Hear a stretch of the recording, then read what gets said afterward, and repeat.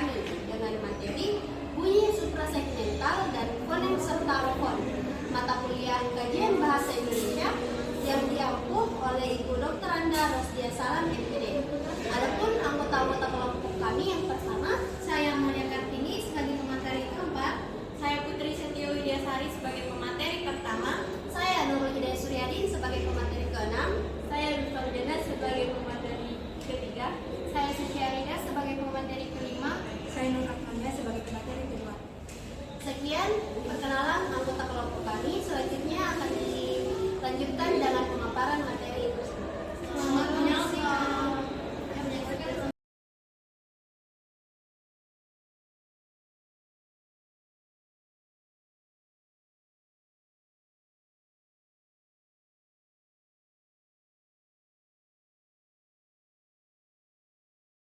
Pokok pembahasan yang akan kita bahas pada kali ini adalah klasifikasi bunyi, definisi bunyi suprasegmental, klasifikasi fenom, klasifikasi alofon, dan kesimpulannya. Assalamualaikum warahmatullahi wabarakatuh. Perkenalkan, nama saya Putri Setio Widyasari sebagai pemateri pertama akan menjelaskan tentang klasifikasi bunyi. Klasifikasi bunyi. Bunyi bahasa merupakan bunyi yang merupakan perwujudan dari setiap bahasa yang dihasilkan oleh alat ucap manusia yang berperan di dalam bahasa. Bunyi bahasa adalah bunyi yang menjadi perhatian para ahli bahasa. Bunyi bahasa ini merupakan sarana komunikasi melalui bahasa dengan cara lisan. Dalam pembentukan bahasa ada 3 faktor utama yang terlibat. Yang pertama itu sumber tenaga, yang kedua itu alat ucap penghasil getaran, dan yang ketiga ada rongga pengubah getaran. Dan klasifikasi bunyi ini terbagi menjadi 2, yaitu klasifikasi bunyi segmental dan klasifikasi bunyi suprasegmental. Namun pada video kali ini kita akan membahas tentang klasifikasi bunyi suprasegmental. Bunyi suprasegmental. Suprasegmental adalah unsur yang menemani dan mempengaruhi bunyi bahasa dan bukan bunyi sejati. Dan karena bukan bunyi sejati itulah sehingga unsur suprasegmental dinamakan demikian. Unsur suprasegmental disebut juga prosodi. Segmental ada 3 bagian, yaitu yang pertama, intonasi, yang meliputi jeda, tempo, tekanan atau pitch, nada, dan irama. Yang kedua, ekspresi, yang meliputi mimik atau gestur, dan yang terakhir kinestetik, meliputi gerakan organ tubuh, mata, tangan, kaki, kepala, dan lain-lain. Bismillahirrahmanirrahim. Assalamualaikum warahmatullahi wabarakatuh. Perkenalkan, nama saya Lutfi Jana. Saya sebagai pemateri ketiga yang akan membahas tentang klarifikasi fonem dan contoh penggunaan fonem. Baik, langsung saja. Yang pertama, klarifikasi fonem. Fonem adalah kesatuan bunyi terkecil suatu bahasa yang berfungsi membedakan makna.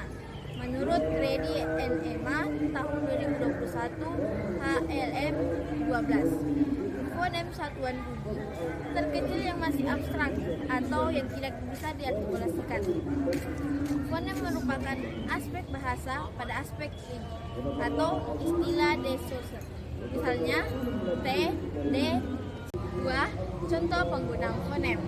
Contoh fonem yang akan digunakan adalah K, T, I, M, dan D, dan G.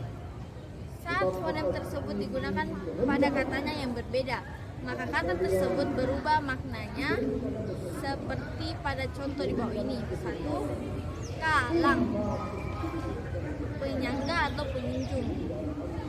Kedua, ta dan lang, saluran air, dari bulu, sek, dan sebagainya pada cucuran atap. Dan yang ketiga, ja dan lang, liar atau tidak dipelihara orang atau tentang binatang atau nakal, melanggar susila. Dan yang terakhir, malang, bernasib buruk atau celaka. Itulah materi yang sempat disampaikan. Saya kembalikan ke moderator. Assalamualaikum warahmatullahi wabarakatuh. Saya Maria Kartini selaku pemateri keempat yang akan membahas tentang klasifikasi alofon. Klasifikasi alofon. Alofon adalah sebuah varian fonem berdasarkan posisi dalam kata. Misal, fonem pertama pada kata makan dan makna secara fonetis berbeda. Variasi suatu fonem yang tidak membedakan arti dinamakan alofon. Alofon dituliskan di antara dua kurung siku. Apabila kurung siku B yang lepas, kita tandai dengan B saja. Sedangkan kurung siku B yang tak lepas, kita tandai dengan B lebih. Maka, kita dapat berkata bahwa dalam bahasa Indonesia, fonem B mempunyai dua alofon, yakni kurung siku B dan kurung siku B lebih. Baik, saya akan memaparkan materi kelima, yakni contoh penggunaan alofon. 5 huruf vokal tersebut membentuk 6 fonem vokal dalam bahasa Indonesia, yaitu A, I, U, E, dan O, yang memiliki variasi bunyi atau alofon. Alofon vokal A. Alofon vokal A ini hanya memiliki satu alofon, yakni A, seperti pada bentuk kata enak, asi, dan roda. Alofon vokal I. Vokal I memiliki dua alofon, yakni I dan I. Alofon I diterapkan ketika kita mengucap kata gigi, ini, dan tali, yang memiliki suku kata terbuka. Apabila dipenggal, ketiga kata tersebut akan ditulis menjadi gigi, ini, dan tali. Lebih dari itu, alofon I juga dapat diterapkan pada bentuk-bentuk yang memiliki suku kata tertutup seperti simpan, simpan, pinjam, pinjam, dan pinggul, pinggul. Contoh penggunaan alofon vokal U. Vokal U memiliki dua alofon. Alofon yang pertama, yakni U, dilafalkan pada bentuk bersuku kata terbuka. Alofon ini juga diujarkan ketika kita bertemu dengan bentuk bersuku kata tertutup yang diakhiri bunyi nasal M, N, atau eng bertekanan. Perhatikan contohnya. Suku kata terbuka yakni upah, yaitu U, pah. Tukang yakni tukang. Bantu yakni ban, suku kata tertutup atau berakhiran nasal dan bertekanan seperti kumbang, tunggu yakni tung dan gu, bundel yakni bun dan del. Sekian dari penjelasan materi dari saya kembalikan ke moderator. Baik, saya Nurul Hidayah Suryadin akan memaparkan materi bagian contoh penggunaan alofon. Alofon vokal E. Bunyi E dan E merupakan dua alofon dari fonem E.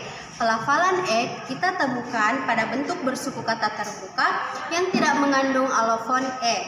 Contohnya sore, serong, besok. Namun, apabila suku kata yang mengandung alofon E ditutup dengan alofon E otomatis berubah menjadi alofon E. Contohnya yang pertama bebek dan yang kedua adalah nenek. Berikutnya, alofon vokal O.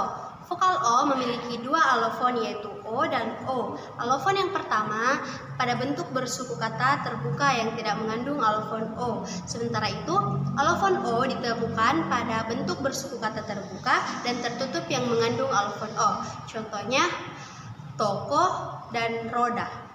Berdasarkan pembahasan di atas, dapat disimpulkan bunyi suprasegmental adalah bunyi yang tidak bisa disegmentasikan karena kehadiran bunyi ini selalu mengiringi, menindih atau menemani bunyi segmental atau biasa disebut bunyi-bunyi bahasa. Ketika diucapkan ada yang disegmen-segmenkan, diruas-ruaskan atau dipisah-pisahkan baik vokoid maupun kontoid.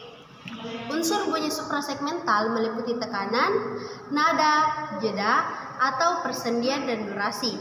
Bunyi pengiring adalah bunyi yang ikut serta muncul ketika bunyi utama dihasilkan. Hal ini disebabkan oleh ikut sertanya alat-alat ucap lain ketika alat ucap pembentuk bunyi utama difungsikan.